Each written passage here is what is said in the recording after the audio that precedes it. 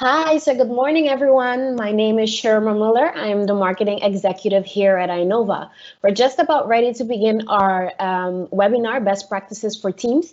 Lately, we've been talking a lot about teams, and we want to make sure to get the correct message over to everyone. So feel free to use our Q&A live chat box to present any questions you may have, or if there's any specific area you would like Jermaine to speak about today.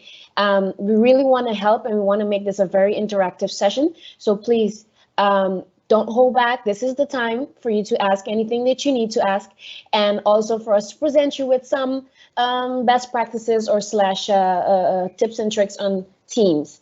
So I'm gonna go over to the next slide, which is our agenda. It's a very short agenda, really. It's well, the introduction, which is what I'm doing now, and then Jermaine will go ahead and introduce himself. Then we will be moving on to the presentation part of the webinar. Jermaine will be presenting a few slides, and then he will go on to a live demo. And then we'll go over to the Q&A and closing. So I think everyone can hear me. I don't see anyone saying that they can't hear anything or they cannot see the screen. If you do have this issue, please feel free to use the chat box so we can see what we can help you with.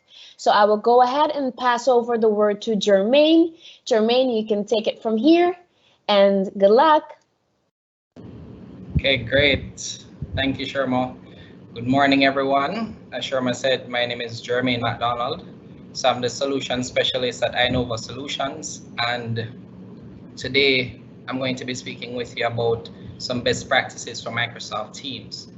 Now, there's a lot that we could cover in terms of best practice, so I just wanted to frame your expectations.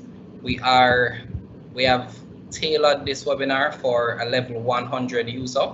That means that's a person who has just started using Teams or has very little knowledge about the basics of Teams. So the hope is that from this session, you'll be able to understand how to make your way around Teams, get some of the common things that persons would normally get wrong with remote meetings out the way, and that you'll feel more comfortable using the technology. So it is something that once you get the hang of it, you can do a lot. And I'm hoping that I'll in the end make you feel more comfortable. So I want to be sure that you're able to see the presentation. So let me just do this.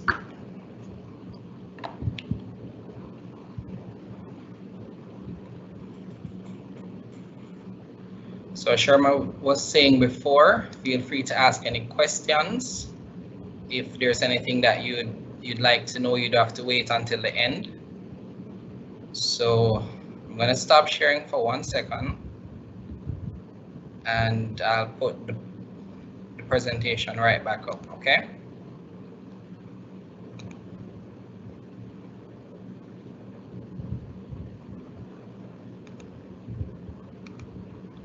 I'm doing this because my second monitor just seemed to have died, so I did a quick switch there. All right. So Sherma said in terms of the agenda, it is very short.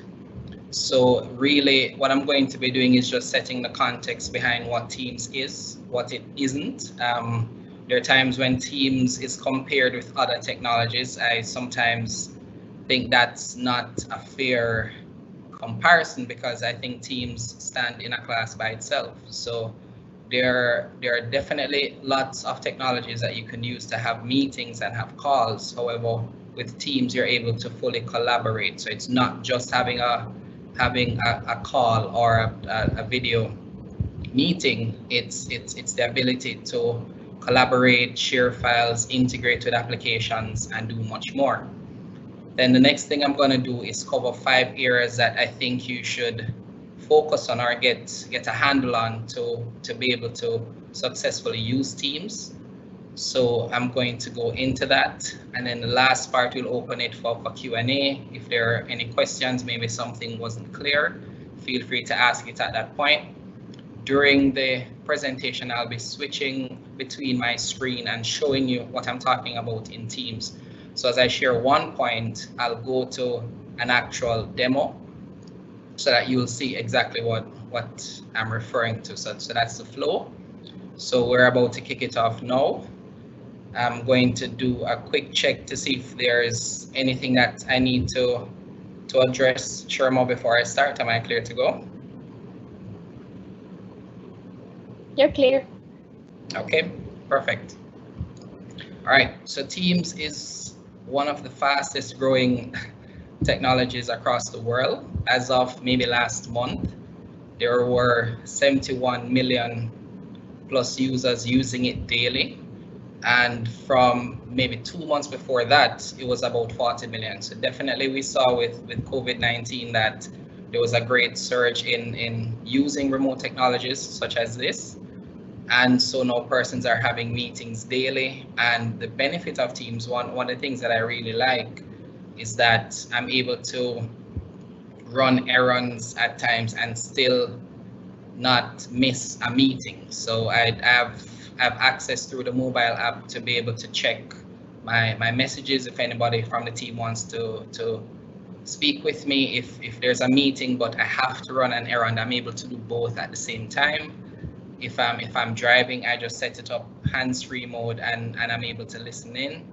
So it's really great for the purposes of not missing anything, right? So we see where persons are really taking advantage of what's available. And my guess is we're probably gonna get to 100 million maybe by the end of May or early June. And we'll see more and more features being rolled out. So in the last few months, we've seen features that would have been slated for later on be bumped up based on need.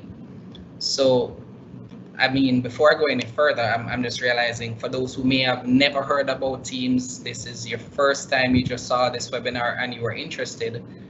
Teams is a Microsoft technology that allows for collaboration.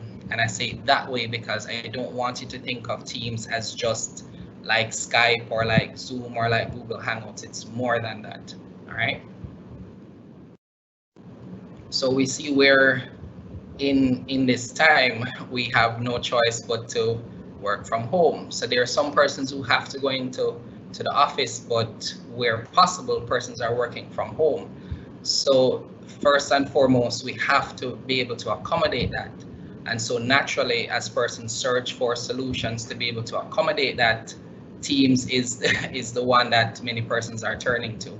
So it allows for a mixture of persons. Some persons who have to stay at the office, they can stay. For those who can work from home, for those who are in other countries, everyone is able to connect. We can share documents, we can have meetings, we can work on projects, we can meet with suppliers, we can meet with customers. There is everything, every form of communication and collaboration is possible with Teams, right? So we see where even in Jamaica, some of our customers have said, okay, we've sent home 50% of our employees, allowing them to work from home. We need something to be able to have our meetings as if nothing was different. So we got them started with Teams, and they're able to know it's almost like nothing has changed. So with once you are set up, and I'll actually go into a little bit of that as to how you get prepared for a meeting. But once you're set up in the right way, then you're able to have a seamless meeting with colleagues and anyone else that you need to meet with. So it is a major disruption, I'd say. For some, it's not a disruption. So for us, for example, at Innova, it's not new for us. We've been using this technology for years. We're actively trying to send less emails or have even less meetings, because sometimes you may not need a meeting. You could just send a message, you know. So we are fully embracing the technology here. And so all of us immediately, as it was announced that we are to work from home, that was it. Everybody was home, and we didn't miss a beat there.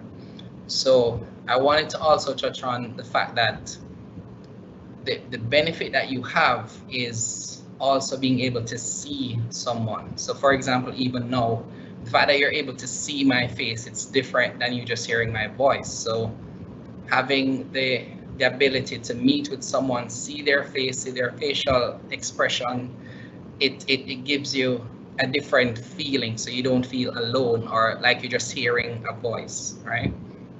So some persons are feeling lonely from being at home now because they miss the interaction of the office. With Teams, we're able to, we've had calls internally where we're just calling each other to check in, seeing how everyone's doing.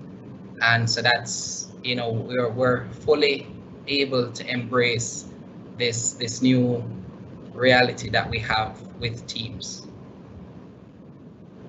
So again, before I go to the demonstration, I want you to think of Teams as a collaboration tool. It is not just a tool to have calls or do video conversations.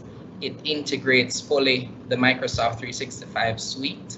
So I'll show you in a few the ways in which I can share documents. I can work on documents at the same time with my coworkers. I can include applications like Yammer. There are bots that I could use as well. And so I actually spend more time in Teams than any other Microsoft tool. So I'm able to do a lot from Teams.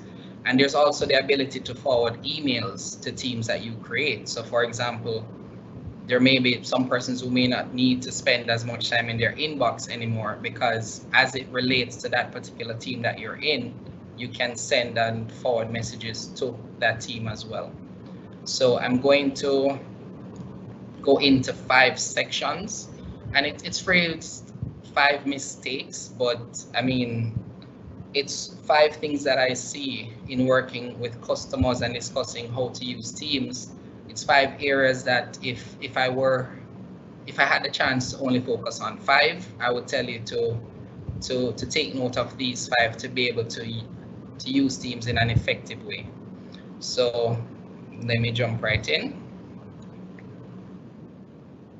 So the first thing that I see are persons who would be on a few calls. They may be installed Teams, but they have not configured it, and that to me is one of the first mistakes I see. And the thing to note is that because we're now substituting or trying to work as best as we can from home, we have to put certain things in place to allow us to have ourselves presented in the way that we want to with Teams. So the way to do that, so for example, if you find that you have to join a few meetings, you want to install a desktop app as opposed to just joining from the web. Now you can join from the web, have a very productive session from the web, but you have more control, more ability to customize with installing the desktop application. So to do that, essentially, so there are multiple ways that you can access Teams, and I'll speak about that a little later. But once you have Teams, the first thing that you want to do is install it. Once it's installed, the very next thing that you want to do is customize it. So on the very first day that I started here at Innova, I went into Teams, I customized my profile, I changed the picture that was there, because if you notice, if you join a meeting with your name, you'll see your first and last initial. So what that means, if you're not sharing your camera and you're meeting with someone for the first time, they may not have any idea who you are. So having that image to show instead of your initials, it makes a difference. So even if I'm not able to share my camera because maybe I'm not alone, or maybe there's just too much going on, having an image there helps the person to at least see me and connect with me in that way. The next thing I want to do is be able to customize the interface. So I want to change maybe how it looks. I want to change the font size. Maybe it's too small. I want to be able to just set up my work space within Teams in a comfortable way, in a way that it makes sense for me. So one of the very first things I did as well after I installed it and customized my profile was I turned off a whole lot of notifications. And if you've been using Teams for a while, once everyone starts to use it, you'll notice that you're getting a lot of notifications. So I'll show you in a bit how you turn those off, how you determine what is shown, and also you have other things. So for example, if it is like I'm in this session right now and I'm getting a message from my manager, I can choose to set it up so that once he messages me, I see that message. But by default, I'm in a mode now called Do Not Disturb because I'm presenting. But if I want to be able to see messages from persons while I'm presenting, I have the chance to do that, right? So that's the first thing you want to do is configure Teams. So I'm gonna go real quickly now to show you what that looks like. So I'm gonna actually stop the presentation. And I'm going to go into Teams.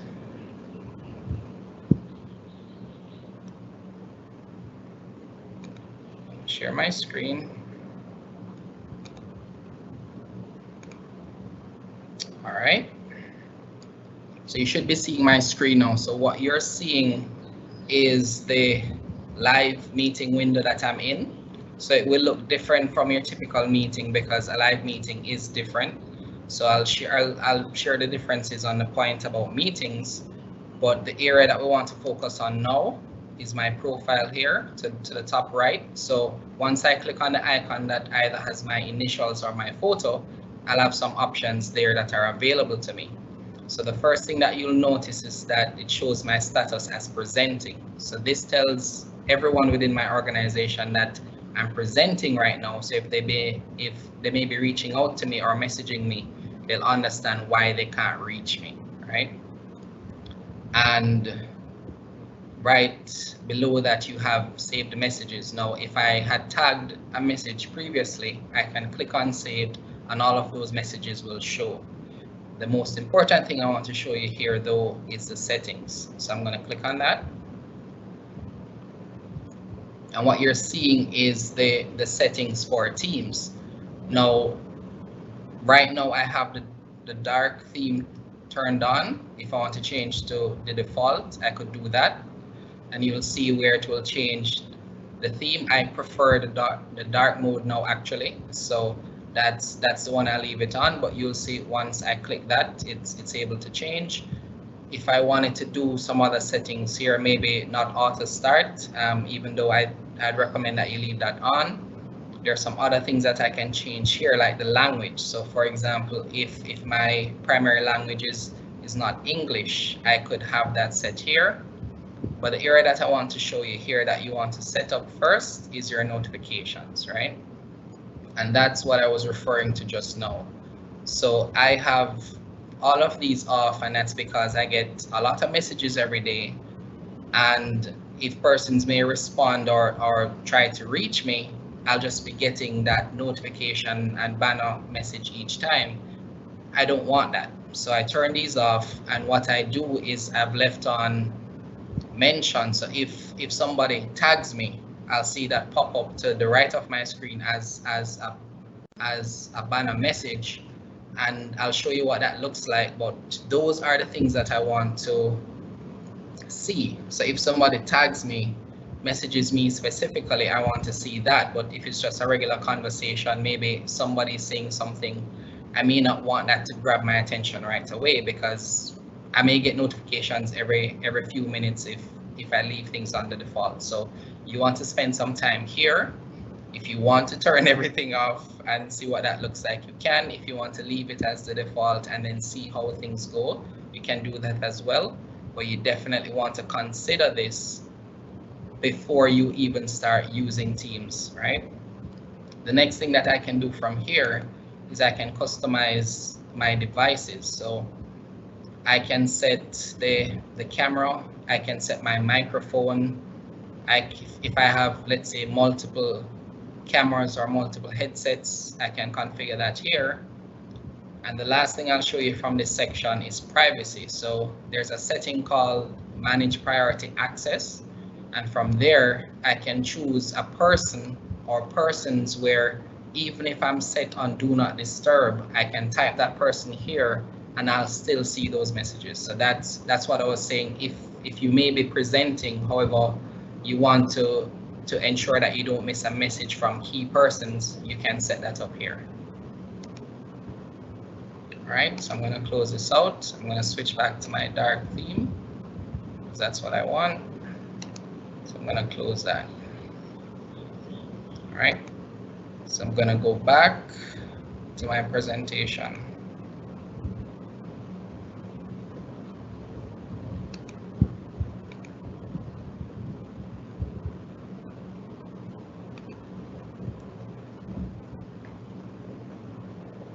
Okay. So I'll give it a few moments to be sure it's loaded properly. Okay, so that's the first point, right? So you do have a fair amount of control over the things you can configure.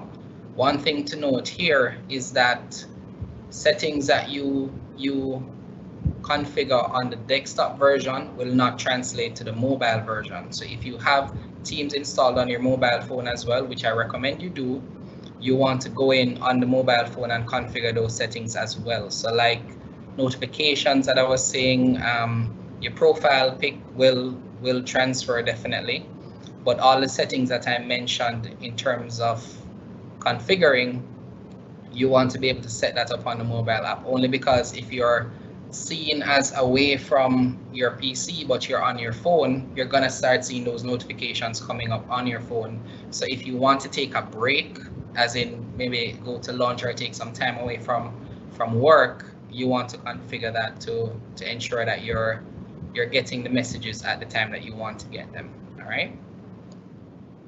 Move to my next point, and it's a very important point that I see almost daily, and that's persons not taking the time to prepare to meet. And what I mean by that is, so before this call here today, I made sure to check my background. I checked my camera to ensure that I'm aware of what's being shown behind me.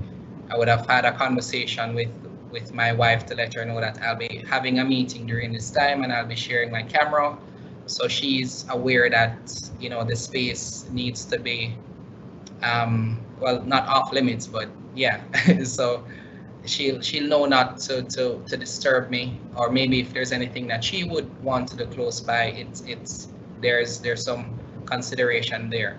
So what we find is that when you join a meeting with someone for the first time, there's a lot of noise in the background. Maybe they don't fully understand how to set their camera, maybe set their microphone. So one of the most common problems I see is persons saying that they can't hear, or they're speaking but they're not aware that they're muted or things like that. So you want to be prepared to meet. You want to be mindful of how you dress. You want to be mindful of if you have pets, for example, you want to be sure that either they're locked away during the meeting, or they're not going to be disturbing you. I was on a meeting once with someone. Their dog was barking a good 15-20 minutes in the call. It was very hard to hear. Now, there are some sounds that you may not be able to control, because as we work from home, for example, I wouldn't be able to control if a car or a truck would pass by now and there's a loud sound, but as much as I can control my personal environment, I want to do that. So I would often check out the different backgrounds that I can switch from in Teams. I look to see maybe what my audio settings are. I'll test it. You can actually do a sound test or a call test in Teams, and I'll show you how to do that in a second. You can prepare your content in advance. So if you're hosting a meeting and you need to share your screen, you want to be careful to close any tabs, any windows that may have sensitive information, or maybe just information that you don't want others to see. So if it is that you're having, you know, a a discussion, maybe your LinkedIn page is open, or your Facebook page, or anything that is considered personal, once you share your screen, anything that is on that screen will be seen. So just as when I shared mine, you were able to see my background, it's the same thing. So persons should be mindful of that. You do want to definitely do an audio check and a camera check before you join the meeting. So there's actually the opportunity to preview what it will look like beforehand, and I'll show you that soon. But this is definitely one of the areas that I see persons neglect to spend enough time on. So we definitely want to have you be prepared to have a very productive meeting. So typically what you also find is that persons forget to join a meeting early. So where sometimes it's at the moment of the meeting that a person is trying to click the link. Maybe it's your first time using Teams. So if you try to join the meeting 5 minutes past and it's your first time, you may need a few minutes to install the application or to connect, and that further delays you being able to start.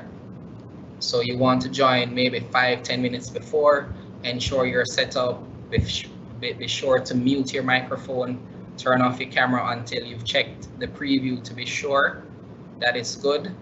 And then at the point, maybe 5 minutes before, 2 minutes before, you can feel free to join, say hi to everyone that's there. And so you're fully ready and set to start the meeting on time, all right? So I'm gonna jump back again to my desktop to show you some of the things that you can configure. So I'm gonna stop sharing temporarily.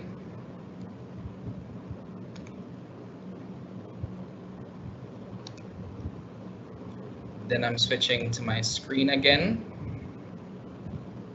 So,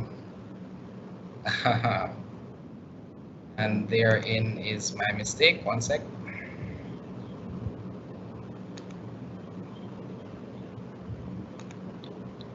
Oh,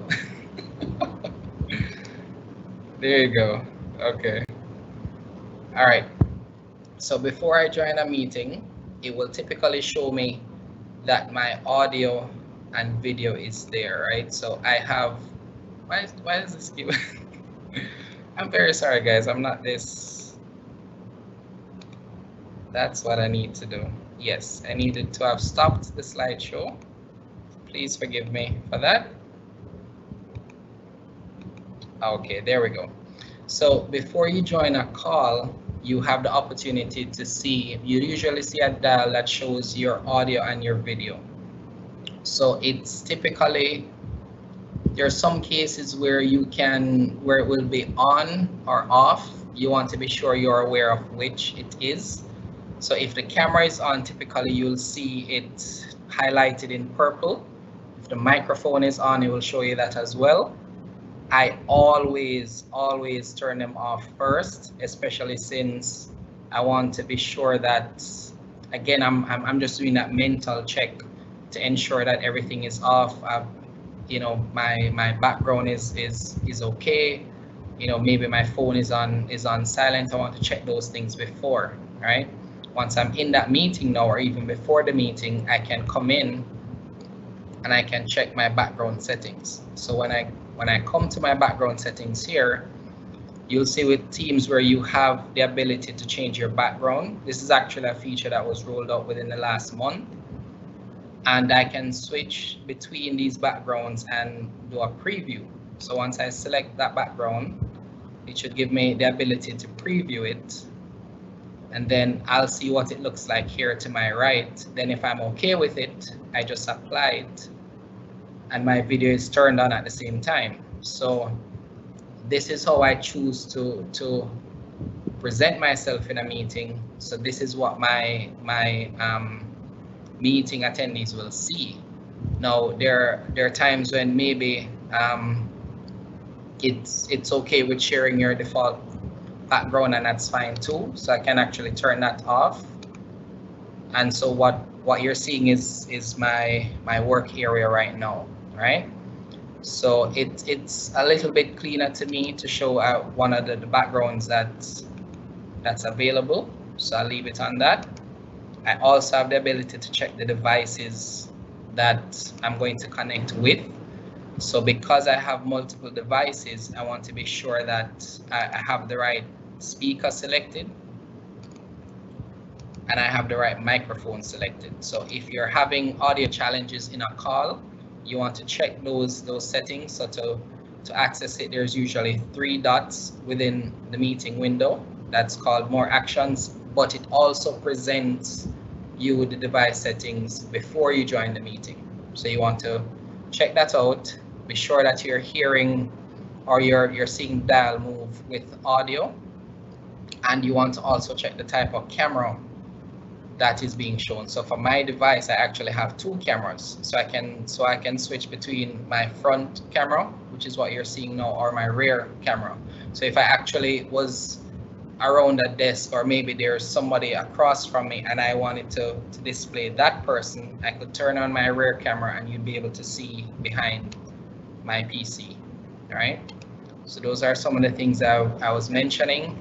You also want to be aware of who is in a meeting with you. So you may want to have a look at the persons who have joined. So right now, because we're in a live meeting, I'm seeing Sherma and Adriano. That's because we're in a meeting together, and then we have the webinar that's separate. So I can actually go over to that as well if I wanted to see any questions that may have been posted. So I'm seeing some questions here that I'll get to very quickly. So I see a question about, why use Teams if I could use Skype or Google Meet or Zoom, and that's actually a very good question. So to answer that before I go any further, as I was saying before, whereas all the tools that are there allow you to have a basic call, whether audio or video, Teams allows you much more than the other 3 that are mentioned there. So where Teams sets itself apart is really the integration and collaboration features that are available. So it's not just a tool to have a meeting. If your sole purpose is just to have a meeting, take your pick. If you want to do a lot more, if you want to manage a team, if you want to manage projects, if you want to be able to integrate applications in a way that is very meaningful and effective, you can do that. All right. So I'm going to go on to some of the other things that I was mentioning. You just want to be sure that you are aware of the settings that you have available to you in a meeting, right? So and all of these I'm talking about is before you actually now get ready to start. So I check all these things before I say the first word to my audience when I'm in a meeting. So I look to see who's there, I check my background, I check my audio, all of that. All right. So I'm going to stop sharing and go back to my next point because I just noted the time. So I want to be sure that we are still on track there.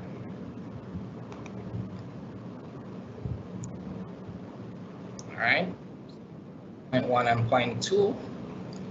So the third point, which I think would be of great interest to everyone here, is, well, first I'll answer what is a team, right? So as the name of the application is Teams, and you can create teams. Sometimes there's a little bit of a confusion there.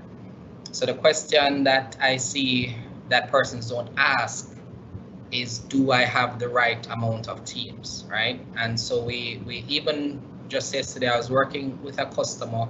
They're setting up teams for the first time and they want to understand what is a team, why create a team, why not just have a chat or a meeting. And so we went into a conversation about the concept of a team, why you would have teams, and I'll show you very soon how we use teams here. But you want to, a team is essentially, I'd like to say, a functional grouping of persons. So the easiest way to think about it is if you have a department at work. So let's say I'm a part of the sales team.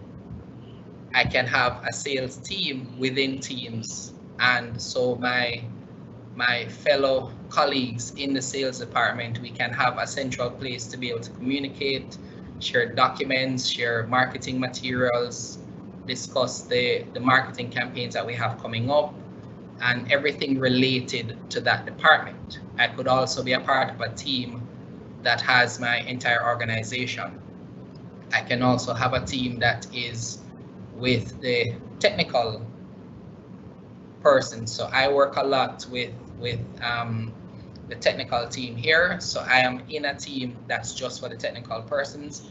I'm in a team that's just dedicated to training. I've created teams for demo purposes. So that's actually what you're seeing in the screenshot here, and I'll show you that in a second. But the idea is you want to be aware of the teams that have been created for you, and you want to have control over the teams that you create. So I'll show you how you create a team, how you delete a team, how you add persons to teams, how you navigate that, and so on. And then I'll talk about the fact that there are some cases where you do not need to create a team.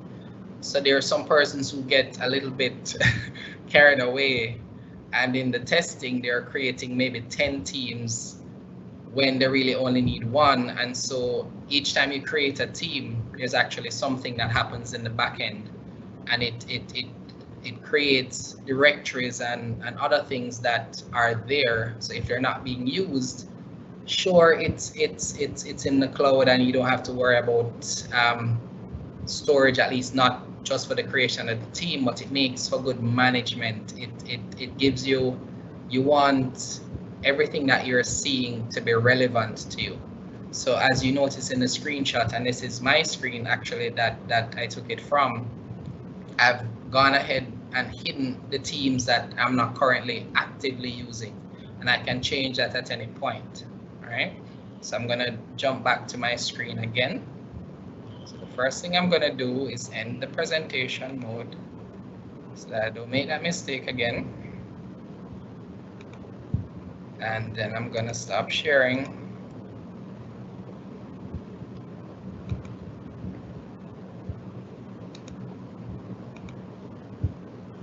All right, so we're gonna jump over to our teams.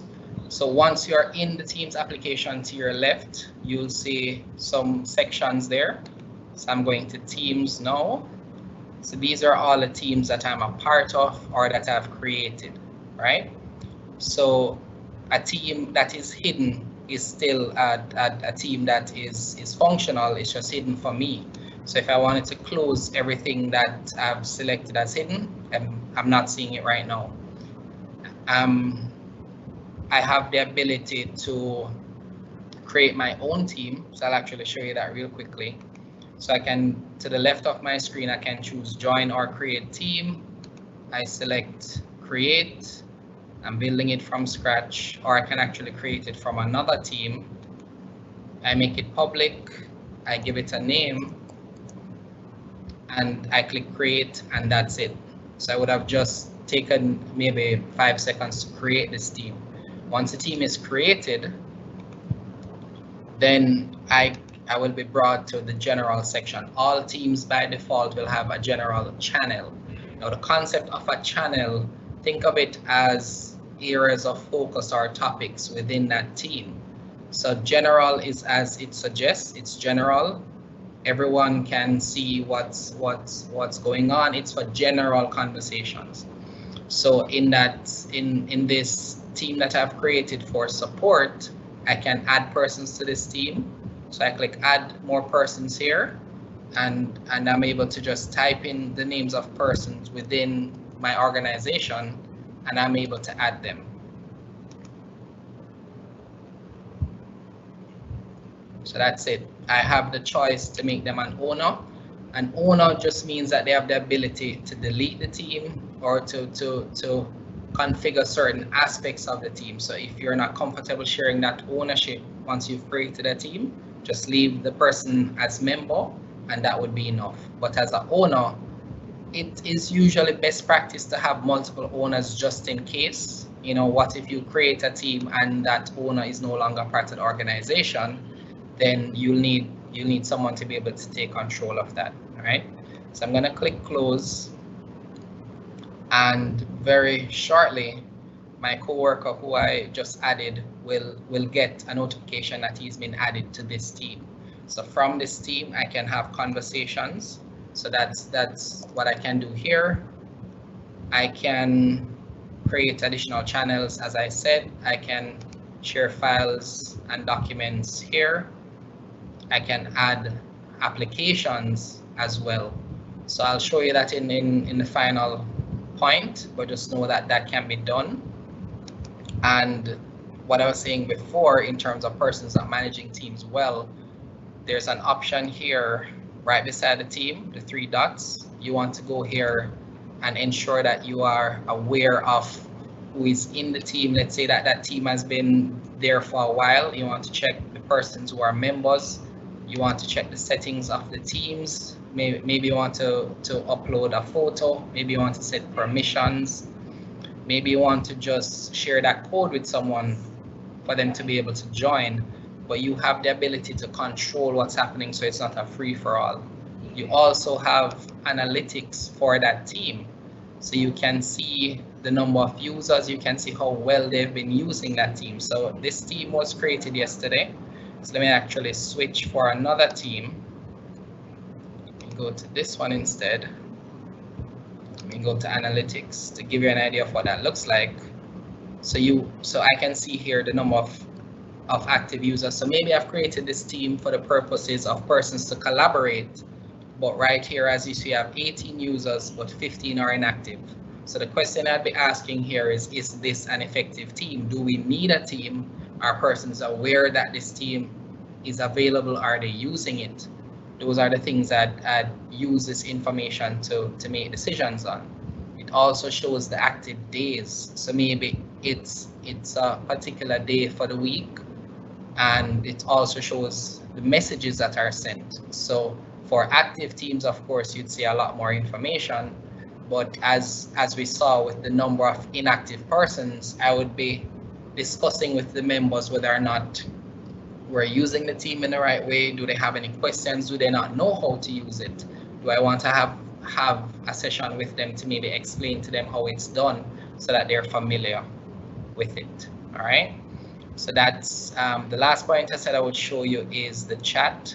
So there are situations where I may not need to start a team. I could instead have a conversation with someone. So this is I could have conversations with different persons. If I'm a part of a meeting, I can see that chat, but I can have one-on-one conversations or group conversations. So once I'm in that chat, I can add persons to it, and that allows me the chance to have a group conversation, and I may not need a team for that, right? So this is a chat that I have with Servio from my team. I can click plus here to add more persons. So I can add, let's say I wanted to add Kari from my team. Once I type his name, click on it, he'll be added to it. Now, Kari has the choice to leave the team once I've added him, but which is why you want to, I guess, just not add persons randomly, but make it meaningful. But that's the contrast where I may want to use a chat instead of a team in certain situations. But if it is that I have, let's say I have a project with Servio, we are working along with some other persons, we have things that we need to keep track on, a team may make sense. All right. So I'm going to go back to the presentation. So we have just 2 more points.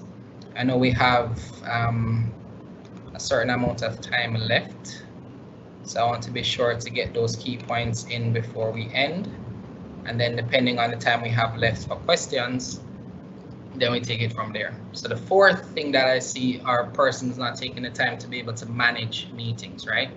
So you have the ability to turn on closed caption. You can, customize your background, as I said before.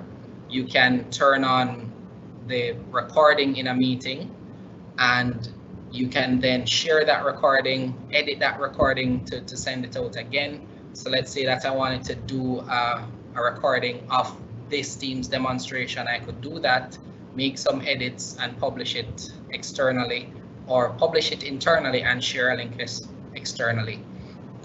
I can also, as the meeting organizer, be able to mute persons. So let's say that I'm in a large meeting. Sorry. So let's say that I'm in a large meeting and I'm hearing some noise, but I'm not sure where it's coming from. I can mute everyone. I can invite persons to a meeting that has already started. And as I said before, you can configure your settings to be able to make the most of that meeting, right? So that's some of the things I see where persons aren't fully aware of the control that they have over an existing meeting, right? So I'll actually, instead of going to a demonstration here, I'll go to my last point. Then I see what the questions look like, and then if we have enough time, we continue with the demonstration. All right. Last point is there's also the chance to expand or do more with Teams, right? So the ability to integrate applications, as I said before, all of the Microsoft productivity applications are able to be integrated with Teams. So Word, Excel, Power BI applications like that you can integrate, and many more. So you have the ability to expand. So even on that same question that we got earlier, what's the difference between the 4 applications? For me, the difference is things like the ability to integrate apps. So with Teams, I have the ability to, let's say that I'm working on a project using Microsoft Planner. I can integrate it within my Teams application and use it from there without going to the Planner application. And it's the same use that I would have. So it's not a scaled down version. It's not something that's limited. I have it fully integrated. I also have the ability to manage files. So all the files in all the teams that you're a part of, all the conversations that you've had that files are shared, you have a files tab that you can click on where all those files are shown. You also have the ability, as I said before, to use Teams on the mobile app, and that's something that it's quite easy to use. I've used it for a lot of mobile calls, meaning if I'm on the road just with my data plan and I'm able to have a meeting, I'm able to share a presentation, I'm able to view a presentation. So that's one of the great things about Teams. It takes significantly less bandwidth than, let's say, a Skype for Business would, or other technologies would. So I'm able to have that meeting while I'm on the road seamlessly, and persons would not be able to know the difference. Now, on the point of bandwidth, if you are having bandwidth challenges in a meeting, it's good to just turn off your camera. So for the purposes of the webinar, I have mine shared, but if I was joining a call and I'm having some bandwidth challenges, I'd turn off my camera first, and that would typically help with bandwidth, right? The next thing that you want to be able to do, and my final point here, is you want to discuss with your admins, if you're not an admin for your teams, the options that you have. So for example, you can allow guest access, you can allow certain conditions around meetings, you can block certain domains, like you have a full set of options that you can customize to make Teams more useful to you. So definitely discuss with your admins, see what's available, get the appropriate training if you need to. So if you need to speak with us to have a deep dive session, we can do that. And so you want to take advantage of these areas, because it's something that I see persons aren't aware of. So persons would use Teams just for meetings, and they don't know that they can do all these things that I've just mentioned here. So I wanted to do a quick demonstration of the app integration for persons to see. So this is essentially the end of the presentation. So the rest is just some demo points that I'll show you, and then we'll open it to answer any questions that we might have missed. All right. I'm gonna stop sharing that.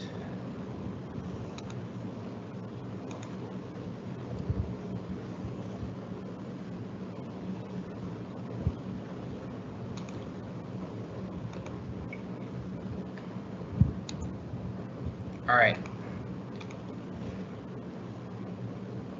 So I was mentioning before, so there's the ability to integrate apps. So if I wanted to see all the apps that are available, I could just go straight to the bottom left to apps, and I'll see all the applications here. So now these applications, based on the type of application, you may need to log in or create an account. So if it's a Microsoft application, since Teams is a Microsoft product, you won't need to sign in again. But for any external application, you will need to sign in. So I know a lot of persons use Evernote. I personally use OneNote, but you have Evernote there. You can have a RSS connector. You have the Adobe Creative Cloud that you can connect. So there are a lot of applications here. So if you're in the education sector, you may want to check the education apps. If you want productivity, if you want to see analytics and BI applications, you can filter based on what you are looking for. You also have the ability to upload a custom app. So you have the ability to develop apps and use it for Teams. I actually haven't seen a lot of those, but it is possible, I guess, with greater adoption that will come. There's also now Yammer that is integrated with Teams. So in the past, I would have to go to my browser to open Yammer. I have that integrated here. So this is our internal Yammer site. So I have the chance now to just click on this and see what's happening from Yammer, and I can just type here and participate. So I see where Jasper has shared something just this morning. It's been seen by 18 persons, and if I wanted to interact with this, I can like it, I can comment on it, and so forth. So I can do that from within Teams. So I don't need to open Yammer separately. I don't need to go to my browser, and that's the benefit of app integration, right? There's also a pretty cool application, and it's just a simple example of the use of bots, right? So you can automate certain things. So you can actually have it set up. Let's say that persons are within your organization, or you want to be able to help automate some simple things. So there's an application called Who, and what you do is type /who. And since I have it installed, it will show up here in the command bar. But let's say that it's my first day here. I got a message from Sherma. I'm not sure who she is. So I wanna search for her within my organization. I can just type /who and her name, and it will show up here to give me an idea as to who Sherma is, right? So let me show you what that looks like, right? Let me actually close this. Yeah, so I just typed /who, typed her name, and the Who application will bring back results with her information. So from here, I can actually message her, I can do a call, I could see who she works with, I could see who her manager is. So if I clicked on that, so it types in the command for me automatically, and it's showing me that Sherma's manager is Hans. So if I wanted to speak to her manager, I could do that, click on chat, and I'm typing a conversation with him. So that's a very simple but practical use of a bot. So this is something that's automated. It integrates with our tenant. So everybody within my organization, their information is available for me to see. So it's something pretty cool that I like as well. It'll show me the meetings that I have coming up and all the persons from my organization that's in that meeting, and I can again see information on those persons. So if somebody has set a meeting with me, I'm not sure who they are or what they do, I can check that out. I also mentioned about files. All the files that I've used are here, and I can see their location. And it's just so much. There's so much that I did not cover. There's so much more that I could have, but just to show you that it's once you spend a little bit of time just getting used to it, you know, working working your way around it, you'll see that you have a great deal of control over how your overall experience is with teams. So I would say just if you're interested in training, reach out to us. It's something that we do weekly now. It's not just once in a while, because we're working with all our customers to get them ready, or I mean, you should be ready by now, but to get them in a state where they're able to work remotely, able to take advantage of the technology. And yeah, so let me do a quick check. I'm seeing, let me just go straight to the Q&A here. All right, so I'm going to go back to the earliest message to see if I can answer them in order. All right, so I see a question from Stephen Inararity. It says, my organization is tasked with providing training. Okay, so in terms of the question as to how many persons you can have in a meeting, for any standard meeting within Teams, you can have 300 persons.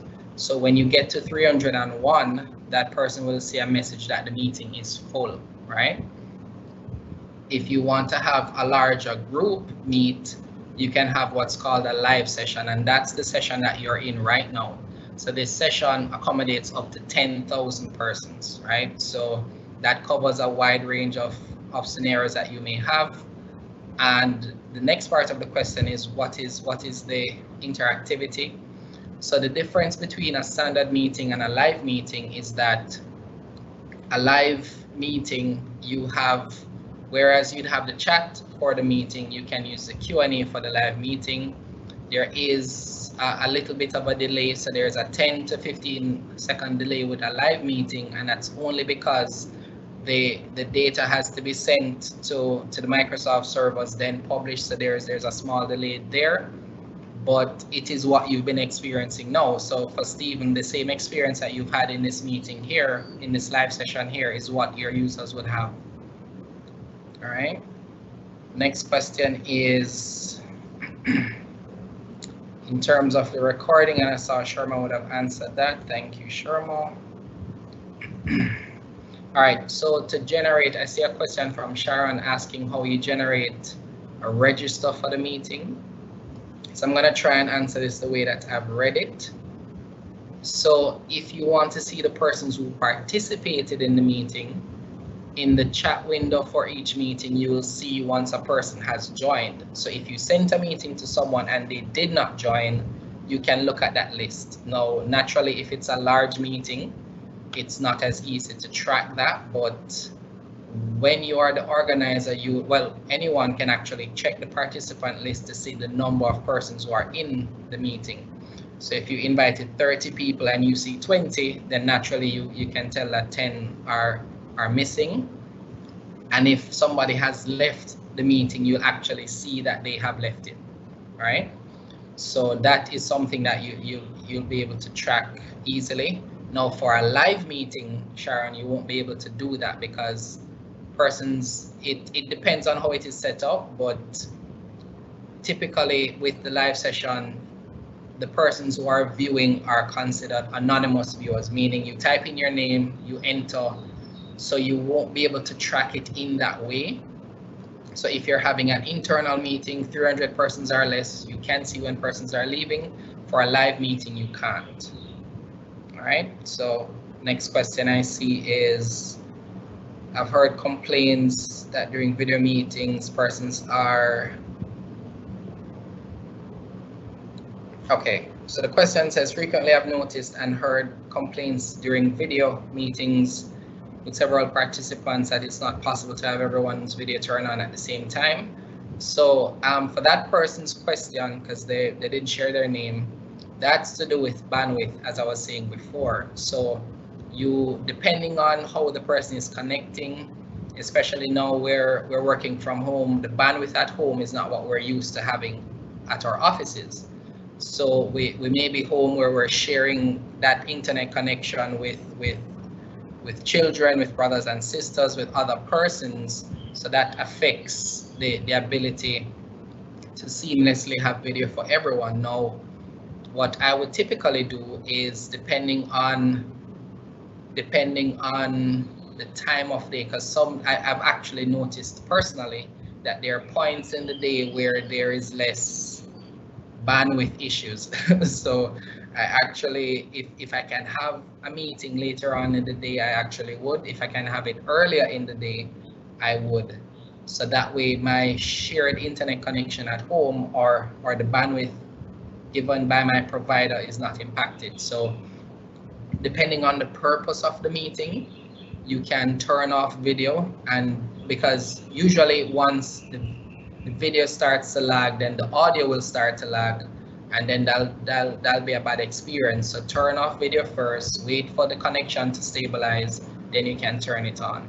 Or what I would typically say is turn on the video for the person who is speaking. So if it's a presentation, have that person turn on their video. Everyone else can turn theirs off, and it'll be a more seamless experience. All right, so the next question is, can you have a workshop on Teams? Yes, you can. We do them all the time. So you could have it similarly to the live meeting we're having now, or you could, yeah, so you could share your presentation, persons can participate, and so on. In the case of, I'm trying to get to as many questions as I can. It says, in the case of conducting an online workshop, how do I enable the chat feature in traditional meetings for participants to interact? So if it's a standard meeting, persons will be able to interact. If it's a live meeting, you could do the Q&A. So similarly to how you're able to ask this question in the Q&A now, that's what you do. Next question is, what's the purpose of Yammer? So Yammer is, if you consider, well, the simplest way for me to explain it is, think of it in terms of a Facebook. So it's a network for your organization. You have your different departments. So Yammer actually was released years before Teams. So before Teams, collaboration mostly would take place on Yammer. But since Yammer now integrates with Teams, so as you notice, even for us, in terms of what I shared earlier, there's certain conversations or topics that are more meaningful for Yammer, or it makes sense to use Yammer versus Teams, right? So it depends on how you choose to use it. But what one use case that I like to say, for example, is that, let's say that you wanted to have IT engage your staff in terms of support. You can have your organization on Yammer, and IT can get those common questions from users, be able to answer them in one place, so everybody can benefit from that. So it's the ability to have your network in one space, all your users within your organization. If it's a diverse company with persons all over the world, all over the country, you can have Yammer as a way to connect them. I'm gonna take this next. I'm seeing two more questions. So can Teams do live streaming on the internet, as in Facebook or YouTube? Well, as I saw Adriana actually answer that one already. So what you can do is you can have a live stream on Microsoft Stream, and once that session is finished and recorded, you can upload it to Facebook or YouTube. So that's the way that I would do it for Shellene's question. And Stephen is asking, how do I facilitate external presenters using a live meeting? So to facilitate external presenters, you need to give them an email address within your organization. So you give them, so let's say that you wanted me to present at your event, Stephen, you would create an email address for me. In this case, for a live meeting, you need two key roles. You need a presenter, you need a producer. So Sherma is the producer for this meeting. I am the presenter. So for me to present, I can, as you see, share my screen, but I would need to be a part of the organization. So that's how it is currently set up. That may change in the future, but currently, to allow external presenters, you need to assign them an email address. So I see a question from Kelveta. Can anyone join a Teams meeting, or they have to be invited? So you definitely, if it's a live meeting like we're having now, once you have the meeting link, you can join.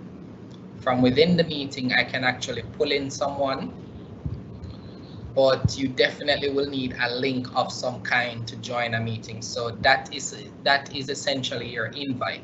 So without that invite, we can't have this webinar here, for example, and somebody just sees it from out of nowhere and join. There has to be a link that is given or provided. Typically, that's how it is. So there's no way around that. Which is better? Karen asked, which is better, Yammer or org-wide team? So as I was saying before, it depends on how you're using it. I would say if you just want to have general conversations, connect with persons, share, light jokes, maybe, topical things, Yammer I find is pretty good. However, you can do the very same thing in Teams. So Microsoft has taken a lot of steps to allow you to do everything you can within Teams. So I say it's a matter of preference. Because Yammer is integrated with Teams, you're really, it's really one in the same now, because for me to go to Yammer now, it's just clicking on a tab. For me to go to a team, it's clicking on another tab. So I would say it depends on what your purpose is. I think as persons are still getting acquainted to the idea or concept of a team, Yammer may actually be an easier learn for them initially, but as they get more comfortable with Teams, I think more persons will move away from Yammer and go to Teams. But it depends on what your focus is, Karen, is what I would say. All right, so I think that is it. So hopefully I would have answered all the questions. If I have missed your question, feel free to post it again.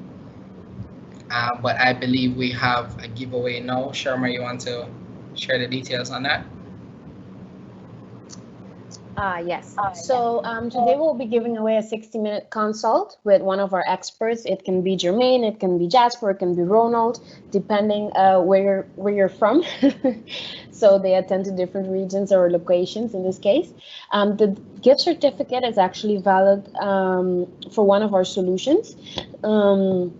At the moment, we have two free offerings, which is the Teams trial and our Innova kit. You can find this on our website under news. I can also place it in the Q&A for everyone to check it out. And it's also valid for per company. So, not 2 or 3 people can use the same consultation for the same company. So the winner will not be announced now on this live. It will be sent in the thank you email that you will receive later today, along with the recording and our upcoming webinars. So be sure to tune in. If you still have any questions, you can feel free to send us at info@inovacorporation.com. So we can maybe help you address this, or if you would like to speak to one of our experts, we can facilitate this as well. So we thank you guys for joining. Thank you, Jermaine, for your time and your patience in answering all the questions. Thank you for all the great questions. Today was a very interactive session. I was very excited and happy to see that everyone was really paying attention and asking really good questions. If you still have questions, as Jermaine said, and you don't have a chance to put it in the chat, you can send this to the email as well. Let me start by sending the links for you guys before we end. Jermaine, I don't know if you have any closing words. Just that feel free to reach out at any time. I am on LinkedIn and every social media platform there is, so you can feel free to reach out to ask me questions. I'll answer any question that I can. If I can't, then I'll point you in the right direction, but definitely you want to take advantage of reaching out to us to answer the questions that you have. If you want to see a demonstration, we can maybe have that organized, but the idea is that you want to move on this quickly, because to me, you don't want to lose time that you could be productive right now with Teams. So if you found that you've been using it but not very effectively, just reach out to us and let's have a talk about it.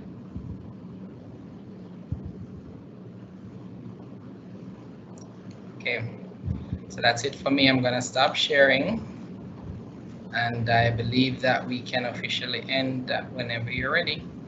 Yes, we can. Okay, bye guys. Thank you for joining. See you guys at our next webinar. Have a great day. Bye everyone.